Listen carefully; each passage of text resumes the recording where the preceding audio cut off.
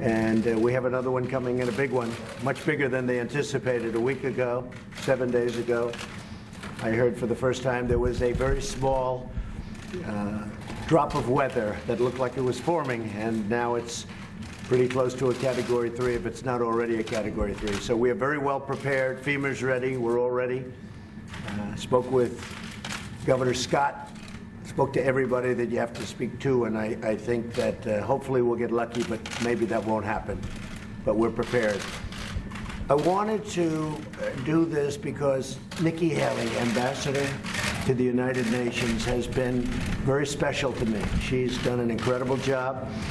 She's a fantastic person, very importantly, but she also is somebody that gets it. She has been at the United Nations from the beginning with us, right from the beginning, and worked with us on the campaign. It's been really a long time, very intense, and she told me probably 6 months ago, she said, you know, maybe at the end of the year, at the end of a 2-year period, but at the end of the year, I want to take a little time off. I want to take a little break. She's been a very successful, as you know, governor of South Carolina for 8 years, and then she did this, and this is possibly even more intense with what's going on in the world, and very dangerous and a lot of things. But she's done a fantastic job, and we've done a fantastic job together. We've solved a lot of problems, and we're in the process of solving a lot of problems. At the beginning, North Korea was a massive problem, and now we're moving along. It's moving along really nicely. I can speak for Secretary of State Mike Pompeo. He thinks the world of Nikki, and so we're all happy for you in one way, but we hate to lose. Hopefully you'll be coming back at some point, but you want to just in maybe a different capacity. You can have your pick. But I just want to let you know. So at the end of the year, Nikki will be leaving, and we'll be in constant touch. I know that. Whenever you have any ideas, you can call me because you know all the players. And that was really the thing I think she did best at the United Nations. She got to know the players. She got to know China, Russia, India. She knows everybody on a very first-name basis, and they like her. Except for maybe a couple, which is normal. Right? They can't all like you, but they do. They really like her, and I think maybe more importantly, they respect her. So, Nikki, I just wanted to tell you that we will miss you. We'll be speaking all the time, but we will miss you nevertheless, and you have done a fantastic job, and I want to thank you very much. Thank you. Thank you very much. Thank you. Well, I want to say, first of all, I want to thank the President for just, allowing us to come out and talk to you this way. It has been an honor of a lifetime. I said I am such a lucky girl to have been able to lead the state that raised me and to serve a country I love so very much has really been a blessing, and I want to thank you for that. But I'm most excited. Look at the 2 years. Look at what has happened in 2 years with the United States on foreign policy. Now the United States is respected. Countries may not like what we do, but they respect what we do. They know that if we say we're going to do something, we follow it through, and the President proved that, whether it was with the chemical weapons in Syria, whether it's with NATO, saying that other countries have to pay their share. I mean, whether it's the trade deals, which have been amazing. They get that the President means business, and they follow through with that. But then if you look at just these 2 years at the UN, we've cut $1.3 billion in the UN's budget. We've made it stronger. We've made it more efficient. South Sudan, we got an arms embargo, which was a long time coming. 3 North Korean sanctions packages, which were the largest in a generation, done in a way that we could really work towards denuclearizing North Korea. The Iran deal, bringing attention to the world that every country needs to understand you can't overlook all of the bad things they're doing. You have to see them for the threat that they are. I think you look at the anti-Israel bias and the strength and courage that the President showed in moving the embassy and showing the rest of the world we will put our embassy where we want to put our embassy. All of those things have made a huge difference in the U.S. standing, but I can tell you that the U.S. is strong again, and the U.S. is strong in a way that should make all Americans very proud. And I do want to say that it's not just the president I want to thank. The family in general. The First Lady has been nothing but very, very kind to me. I can't say enough good things about Jared and Ivanka. Jared is such a hidden genius that no one understands. I mean, to redo the NAFTA deal the way he did, what I've done working with him on the Middle East peace plan, it is so unbelievably well done. And Ivanka's been just a great friend, and they do a lot of things behind the scenes that I wish more people knew about, because we're a better country because they're in this administration. I also just have to say, certainly thank you to my family. Michael is a saint, and my two little ones, I adore them.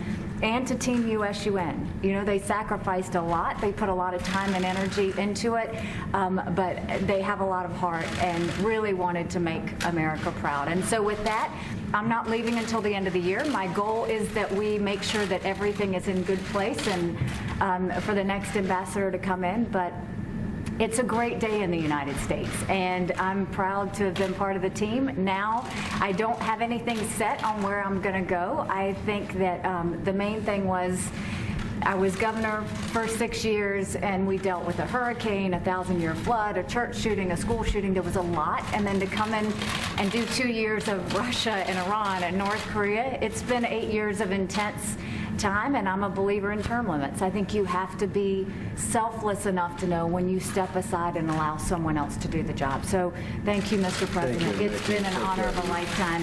And I will say this, for all of you that are going to ask about 2020, no, I'm not running for 2020. I can promise you what I'll be doing is campaigning for this one. So I look forward to supporting the president in the next election. That's so good. Thank you, Nikki. Ambassador Haley, you listed off a long list of accomplishments. Why would you want to leave that all behind? Is it really a personal decision because you've been away from your family for so long, or is there something else too?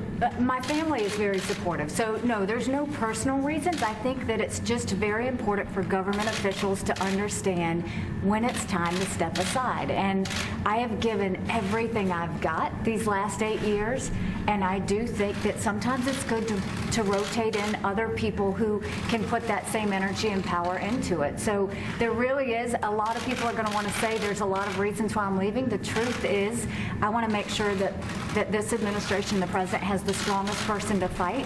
It was a blessing to go into the UN with body armor every day and defend America.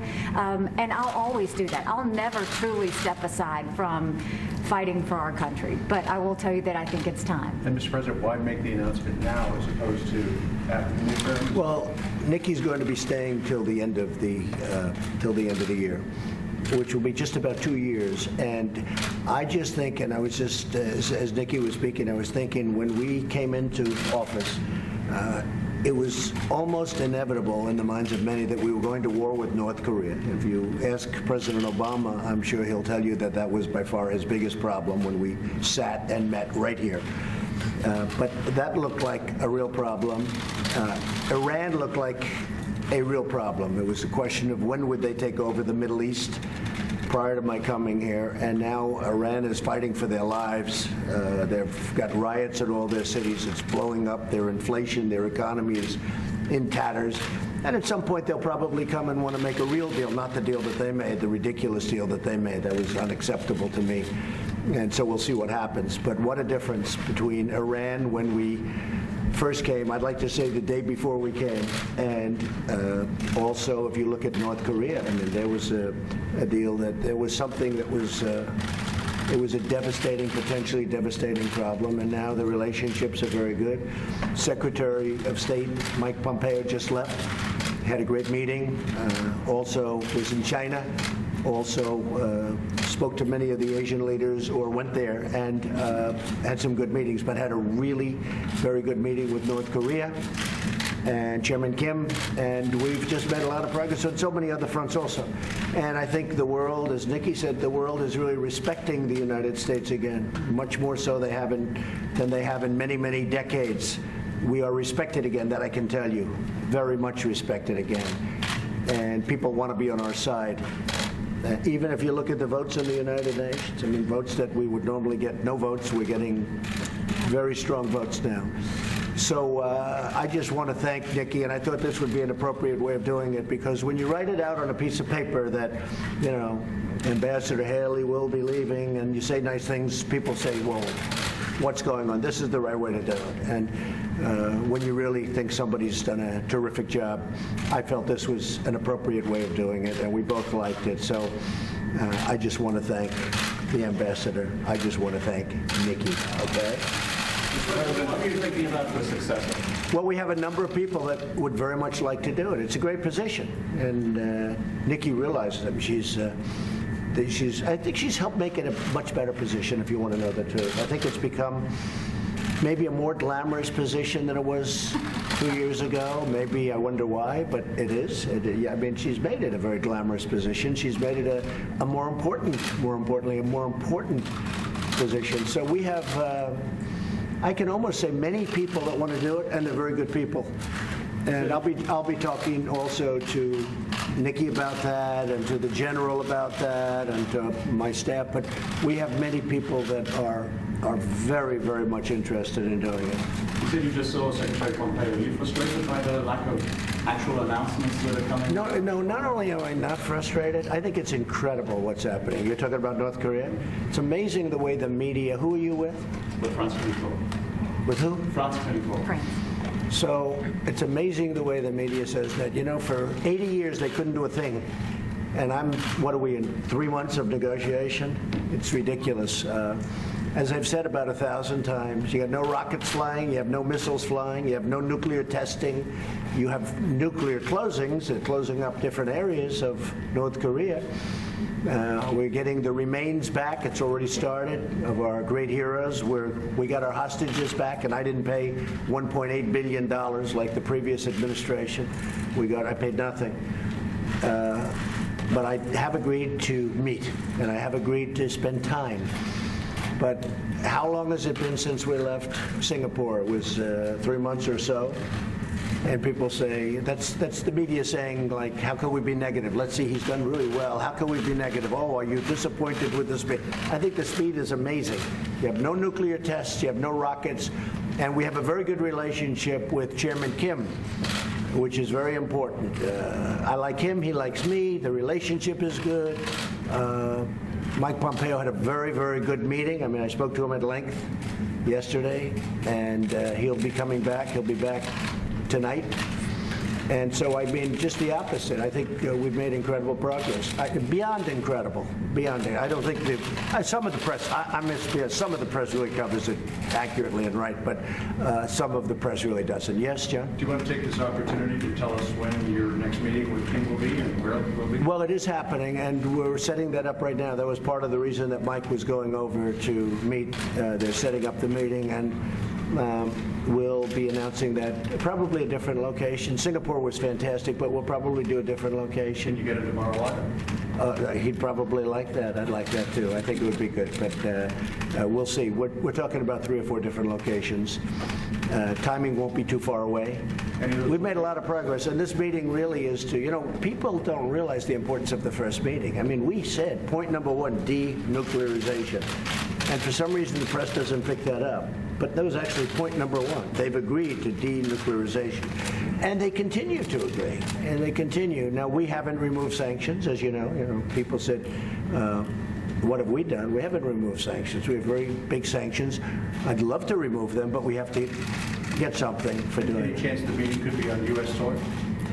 Well, you know, I don't want to embarrass anybody by asking. I think eventually we're going to have lots of meetings on U.S. soil and on their soil, by the way. It's just, you know, that's a two-way street, on their soil also. I think that the country of North Korea is going to be a very successful country.